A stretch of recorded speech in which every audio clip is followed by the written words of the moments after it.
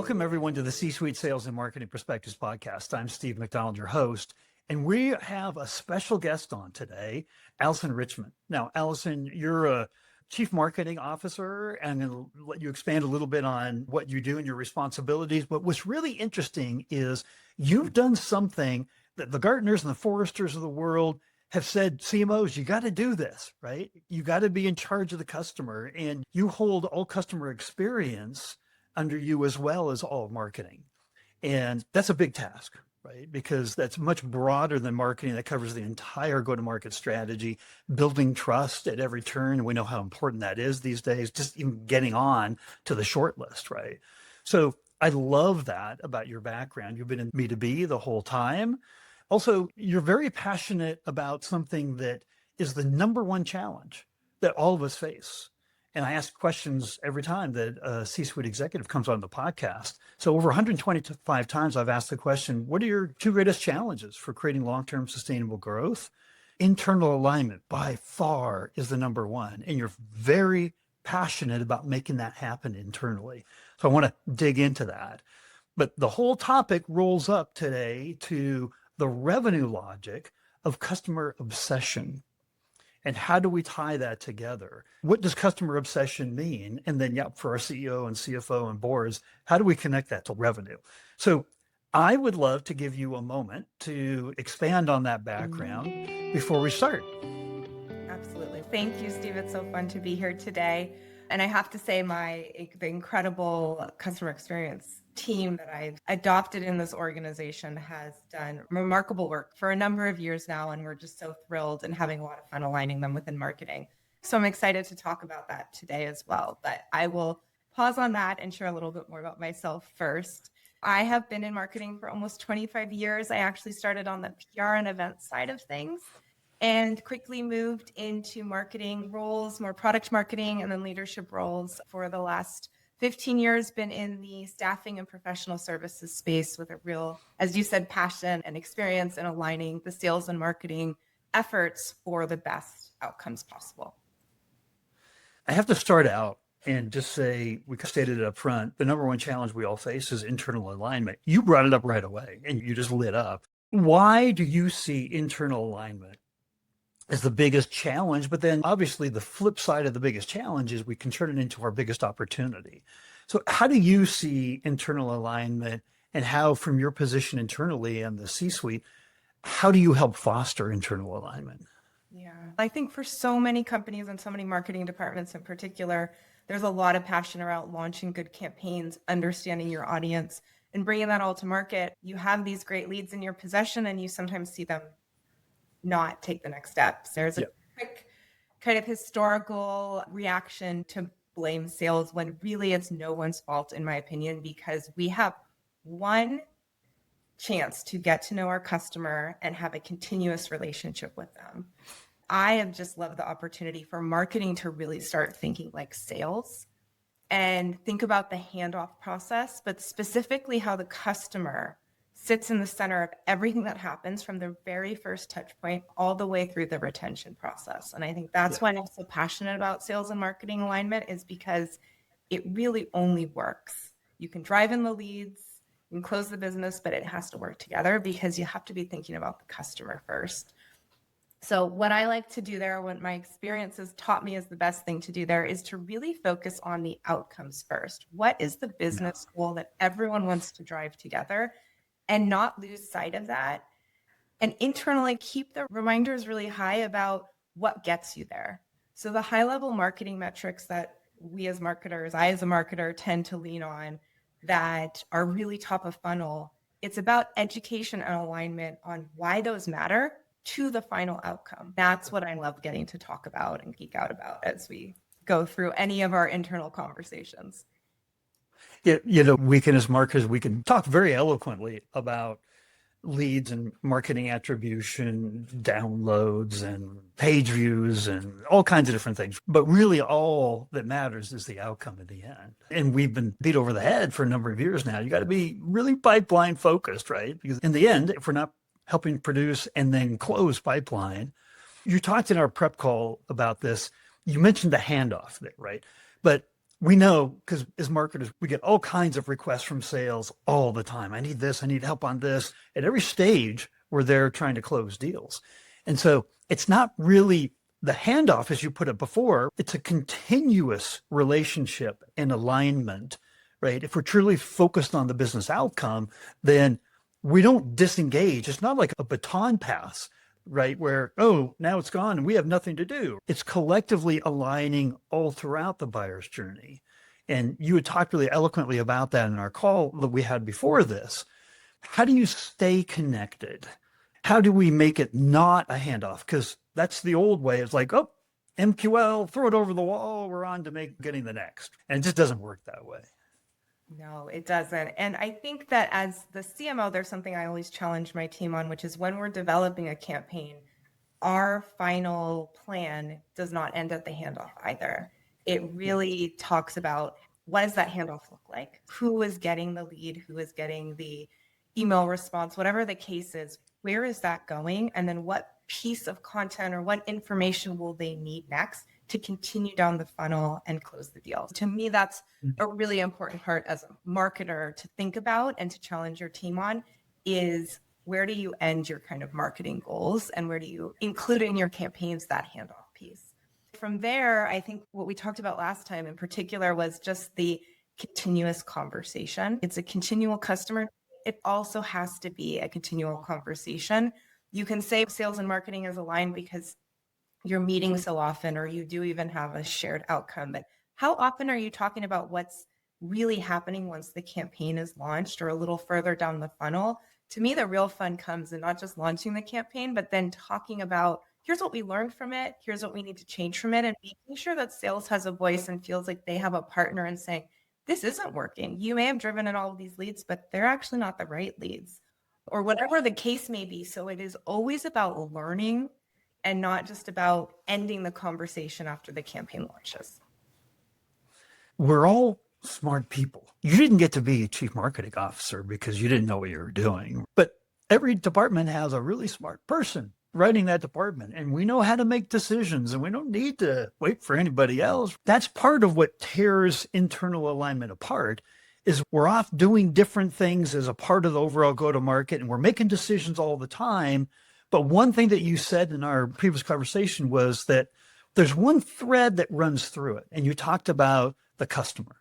If we're all focused on the same needs and the same customer, that's a natural alignment. This will blow you away, but Forrester did a study a few years ago and found that only 3% of companies, B2B companies, are truly customer obsessed. And McKinsey said only 15% even use the voice of the customer in their strategic decision making. This is a real issue. I had a woman on, she led a go-to-market agency, was a partner, said hundreds of different customers, and their customers are the B2B companies. She said, we always start with alignment, and we always use the voice of the customer as the number one change agent to get everyone to collectively agree on what it is that we're aligning on. Does that ring true for you? It does. It definitely makes sense. I think having the voice of the customer in a few different places, from the voice of the customer and how they understand your brand at the very top of the funnel is an important part of that voice when you're thinking on the early phases of the marketing and sales alignment and the process, but then really understanding the experience that they're having with the brand. That's the true differentiator to me. I really think of it as your marketing, like your best marketing campaigns and marketing moments, they come from that long running relationship you have with your customer. So making sure that you have regular check-ins and that you have information that is first being collected, but then I think it's really about how is that information being shared and how are decisions being shaped based on what we're learning. So making sure that information doesn't go into its own silo and it's really shared across the business so everyone can be making decisions based on the customer value. So you said another thing, that it's really hard to do that. Right? What makes it so hard? These are basic things. If you really peel it back, we're all going to align, and we're going to align around the North Star, our customers. There couldn't be a more basic set of objectives, right? Why? Why is it so hard to do that?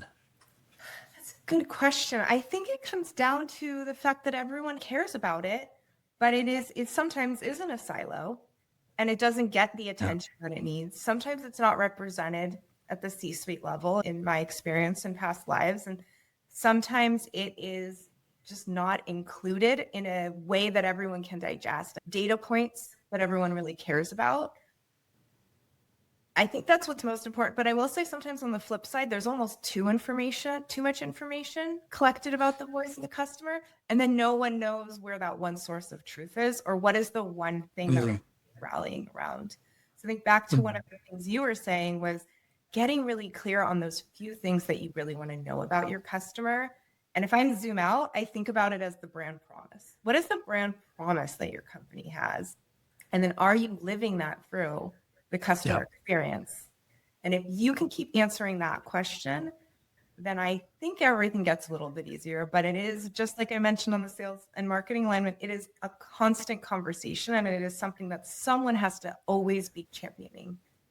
Here's what's interesting, like when we come up with a brand promise, and we've all lived through revamping brands. We're not talking about logos and colors and the homepage of the website. We're talking about, what do we stand for? What is our promise? What are the challenges? Who are we serving? All of that. We've done those kind of things time and time again. And you feel like, is anybody else in the company reading this? Is anybody else actually like adopting this? One of the biggest things, and I'd love to get your thought on this, is how do we sell that internally? You talked about leading teams. If teams aren't aligned, doesn't matter. We could have the best documents, we have the best strategy, the C-suite can meet and we can all nod heads and agree. But if the individual teams themselves don't understand, don't agree, aren't motivated by it, see how it impacts their lives, what they're doing today, how does that make it out into the teams? I am a big fan of Simon Sinek, going back to his very early days and the entire concept of start with why. That video to me really was meant to speak to the external part, like how you communicate your brand to your customers. I took so much of that in how do you communicate internally and how do you bring people together. That's how you do a lot of what you said. Why are we doing all of this work? What are we trying to accomplish? And then consistently reminding people of that. I say all the time from previous experience and a little more on the change management side in a past life, I say 7 times 7 ways. You have to make sure that you are delivering the message in different formats, in different conversations. So the heart of it stays the same, but the kind of mechanisms around it change so it really resonates with people. Just like anything we do in marketing, it needs to be multiple times. So that I think is just as important internally. Every time you're having a big, especially if it's a cross-functional team, check-in meeting, whether it's something you put on, I was going to say the board. So there's something you put up on, at the start of your presentation deck, or you just talk about it every team kickoff or whatever the project is. You keep reminding everyone, why are we doing this work? Usually it is something the voice of the customer, right? Or growth, but ultimately I like to think of those two as one and the same. So I think it's that. I think it's having a clear why and then continually coming back to that. That can be on the big scale, like a annual goal, or to me that can be and needs to be on the project scale. So what's this thing from this one project that you're working on? What is the why there? And then I think really great leaders help ladder the two together. So important, because we get motivated by understanding the why. And if we really feel like we're making a difference and the team gets it and we're all a part of the solution, internal campaign, internal messaging and reinforcement is something that we sometimes just forget about, quite frankly, right? It's in the priority list of the proactive things that we've got to do every day. It's the kind of thing where it's like, I'll get to that tomorrow, then it's next week, and then it's next month. This internal messaging and internal campaigns, how important is that? If you were just to give us your thoughts on that. Yeah, I think it's incredibly important. I think it is so critical to the project and its outcomes. And I really think it's so easy. I am guilty myself so many times in getting stuck in the tactics in the details and you're jumping from meeting to meeting and you want to get really close to the like, okay, we got to do this, we got to do this to get to that end game. But I think anytime you need to help your team make a decision, anytime you need to make a decision, sharing with the group that why, that mission statement around the project, it's going to lead to better outcomes. But as you said, it's also going to lead to like really a rallying of the group working on the project that's going to bring even more innovation to the conversation. And it seems like if we're just communicating that this is our strategy and what we're doing, but if it's cloaked with this is what we're learning, these are the trends, this is the evolving challenges of our customers and how we need to meet that challenge. We all know the world's changing underneath us every day and faster than ever with AI and everything. So our buyers are living that as well. If that messaging stays grounded in that voice of the customer. So this is a question that I would love to get your opinion on, because this is the actual 6th recording of the series on the revenue logic of customer obsession. And one thing that keeps coming out is that we don't have the understanding of the voice of the customer that we want. We're not satisfied with, in general, with the level of understanding and then distributing that and making it so that it impacts everyone on every team in what they do every day as a part of the machine that moves things forward. So it was put to me this way, and then I've been sharing it on the rest of the series. We're not in enough of the right rooms at the right time, talking to the right people, asking the right questions. I just love to get your reaction. You could agree with that. You could disagree with that. Whatever your sentiment around that is, I'd love to get your take on it. I am someone that really believes the right questions make all the difference. So I don't disagree with any of that, but the part that I think is so critical and has made the biggest difference in my experience is asking the right questions. But I'm going to add something to that. So ask the right questions first internally on what you want to be learning. Is this something like the voice of the customer that carries through their experience, or is it something more nuanced because you're trying to make a decision about launching some sort of new product or feature? That is often a different set of questions. Really dialing in on the right questions for the right goal is the part that I am incredibly passionate about and just wholeheartedly agree with what you just said. So it was interesting. I put that little cadence of not in the right rooms, the right time, asking the right people, asking the right questions. And I put it into Claude and ChatGPT. And I said, what do you mean from that in the world of B2B and ABM, right? And they said is that in the world of B2B, the vast majority of questions that we ask are very operational based, like about us, our product, our launches, our campaigns, our sales strategy. The questions that don't get asked enough are about them, about our customer. It's like always when you meet somebody at a cocktail party or something, it's always easier to talk about us. Right? You get cornered by that person. You're like, they had a great time because they talked about themselves all the time. How do we stay focused on the customer? How do we talk about them more than we talk about us? I think it's asking the questions on what their pain points are and almost forgetting about ourselves and our product or our service and really asking, what matters to you? What's one thing that's slowing you down in your day, or what's one thing that would help make your life easier? I love asking that question. What's one thing that you think would make your life easier? One story that always carries me forward is how the iPod was launched and how that was really about something new and different and a pain point that sometimes people didn't even realize know they had. But what a value did it bring to have 1,500 songs in your pocket? Oh my God. Yeah, you're right. It was not about product feature. It was about the experience. That's where I'd like to divert a little bit here and bring it back to. So you have a very different purview than most of your contemporaries as chief marketing officers because you oversee customer experience. A lot of B2B companies, there isn't anybody that's overseeing customer experience. We talk about it, but there's nobody who's in charge of it. And that gives you a very, very different lens on how you are a contributor on the C-suite, accountable to the board, everything. What does that lens mean to you? And how do you think differently wearing both those hats, CMO and Chief Customer Experience Officer, even though I know your title is CMO, but nobody else oversees it, you do? Yeah, I have to say first, it was a big commitment to the company years before I joined to really create a customer's experience team and really put that value there. So I was very lucky that I walked into an organization that already had that true care for the customer. They weren't just saying, they were living it. But the opportunity, as I got more involved and we started talking about it, was how do we learn from this? How do we advocate for this and communicate it in a way that does drive growth? And I think Forrester even came out with a report, it might have been this year, talking about how companies that really connect their brand promise to the customer experience, we're seeing 3.5 times larger growth, revenue growth.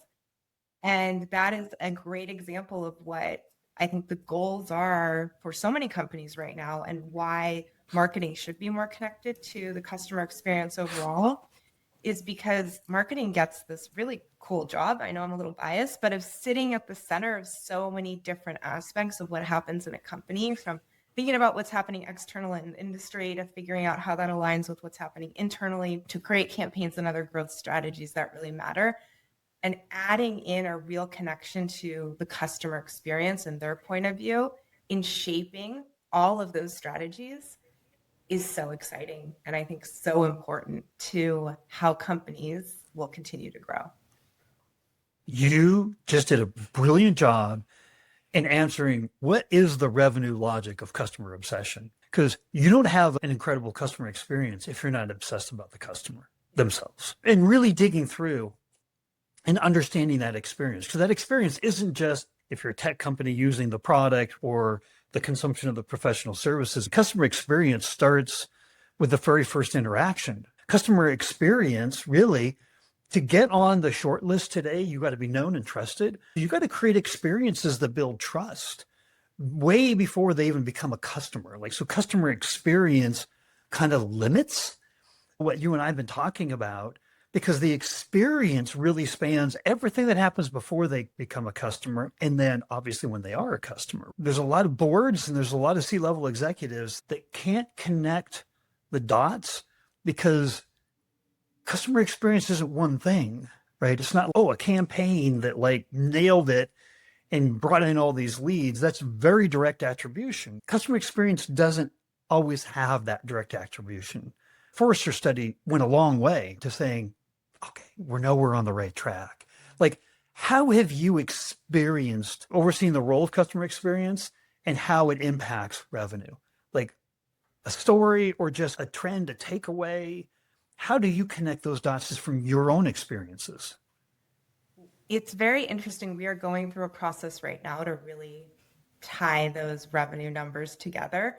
But I think what we know a bit more anecdotally, perhaps, or just what we've seen in the growth of the business is that the customer experience has been part of the conversation, and our team presents regularly on different ratings and different scorings, and we're working to continue to make decisions around that I think will only continue to drive the growth. Kind of a side note I want to make on what you just said around the customer experience is the importance of review sites in AI search today.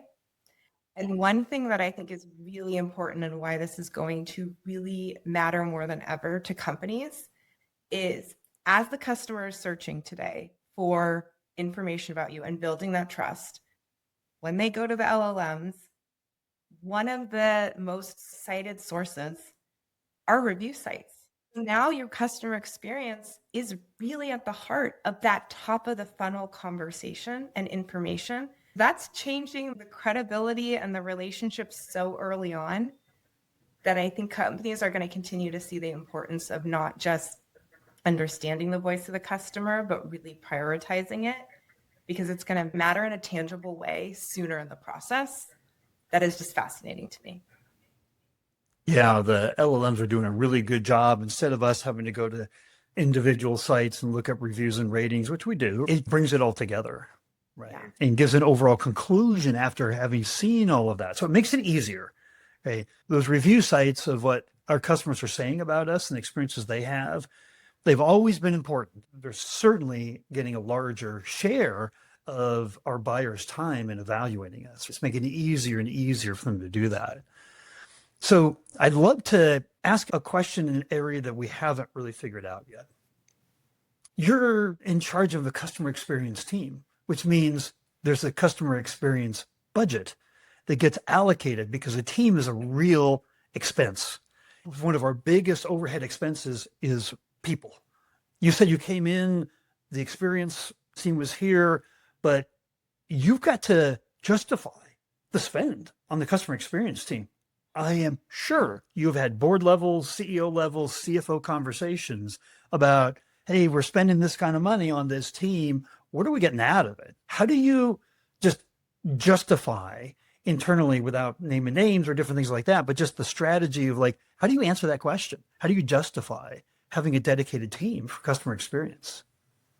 Yeah, it's a very good question. I think it's why every company, and we are going through the process of really determining how we can tie more revenue activities directly back to that customer experience. I think it's a little like the concept of brand was maybe 10 years ago, which is that the company really has to first have a belief that they care and that it will matter over time, which is a hard thing to take into a financial driven conversation, but it really is to me the differentiating factor. So being able to say, this is an investment today, but our goal is to turn this into a growth center. So let's figure out how we're going to measure that growth, how we're going to define what that growth goal looks like, and then how we're going to benchmark where we're starting and where we are in a year from now, 2 years from now, 3 years from now.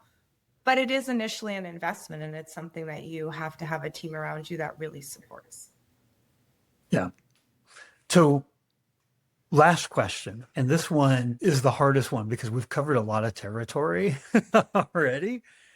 But if there was one thing that you wanted other C-suite executives that are going to be consuming this podcast, the one most important thing that you wanted them to take away, if they take away anything, what is that one thing?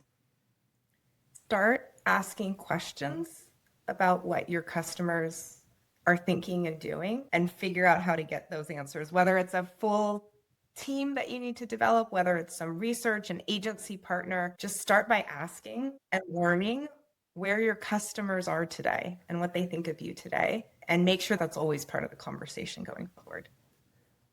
I love that. There was a woman on that was on a couple of years ago, and she's a 3-time B2B CMO and if I get this right, a value accelerator advisor for Goldman Sachs. She helps direct $100 million investments into companies and things like that.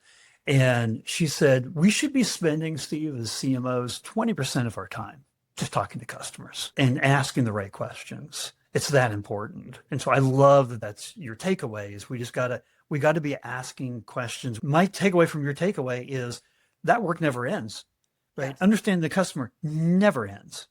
And we like to treat it like a project, right?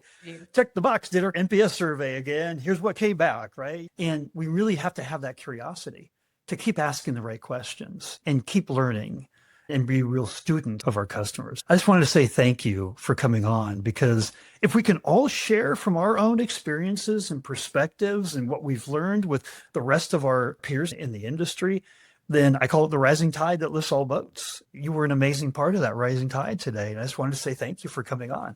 Thank you so much. That is incredibly kind. And as an avid listener of the podcast, I've learned so much through hearing other stories. I just appreciate the opportunity to be a part of it.